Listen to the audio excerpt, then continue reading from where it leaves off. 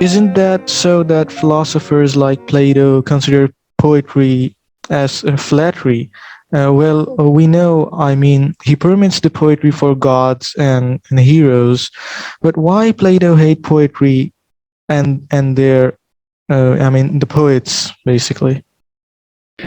Okay, well, first of all, Plato is a unique philosopher and a very influential one, but he was certainly not representative of the Greeks of his day. And the Greeks of his day, and he tells us this, flocked to the theatre in their thousands to listen to modern music, what was then modern music.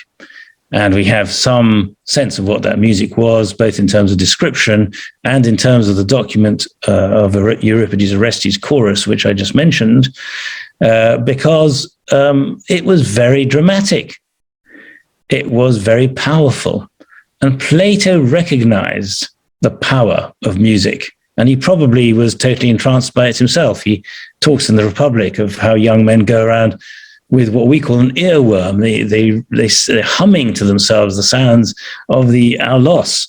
Now, you wouldn't say that kind of thing unless you understood that that's what people do when they hear music that's powerful. So I think Plato was very cognizant that music was tremendously powerful, but he was worried philosophically that that power was persuading young people to do things that, or to have attitudes or aspects of character which were not of the most valuable to a good, harmonious state. Because, for example, they might associate that music with the kind of chorus of a tragedy in which really bad behavior was presented, whether it's killing your father in the case of the Orestes, or adultery, or that sort of thing, the kind of thing that tragedy deals with, Plato felt was disreputable. And therefore, he, in his ideal state, which is, of course, what the Republic is about, would ban such things. He would ban those displays that you got from tragedy and comedy in his early youth. So he was in the late 5th century. He would have been aware of some of these things. And he just thought, look, they're having a bad influence on the people as a whole. And the people, of course, loving them. And so his dialogue laws. So that's why he banned the poets, because he felt that this was not the kind of thing that people would develop good characters if they listened to. He banned the poets and their music, that is, and certainly the kind of new music that we know quite a lot about that was happening in his youth, which was very dramatic and very powerful sounding. He said that kind of music is just, it's like, modern kind of rap music. It's immoral. That's what he heard. Now, this is quite common for older thinkers of all ages. The later style of music always strikes them as extremely immoral, very often sexualized. The philosopher Theodor Adorno said that about jazz, for example.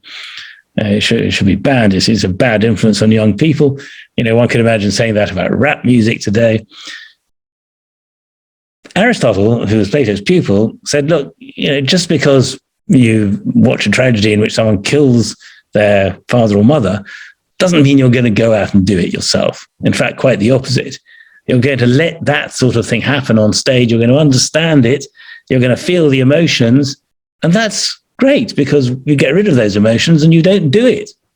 So a very enlightened reversal of what Plato said about the power of music and poetry was what Aristotle said.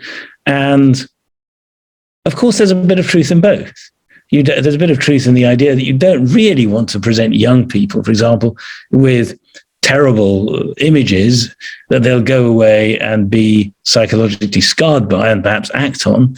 But at the same time, you want people to have the experience of difficult and dangerous and challenging things in a fictional context. I mean, I think that's so important. That is why great fiction is written, great novels, great plays, Shakespeare or whatever. Just because you see Gloucester being blinded on stage in King Lear doesn't mean you think that's a good thing. The shock and the horror of such a thing perhaps would scar a younger person, but is recognized by an older person as tragic. The pathos is understood, and we learn things that we would not want to learn in real life. We wouldn't want to see torture done in real life, but when it's done on stage, we experience something and we have feelings that are good for us to feel and perhaps good for us to get rid of as well. That was Aristotle's view of catharsis. So that's why Plato, I think, wrongly thought that there wasn't a place in an ideal city-state for something like tragedy and the music that accompanied it.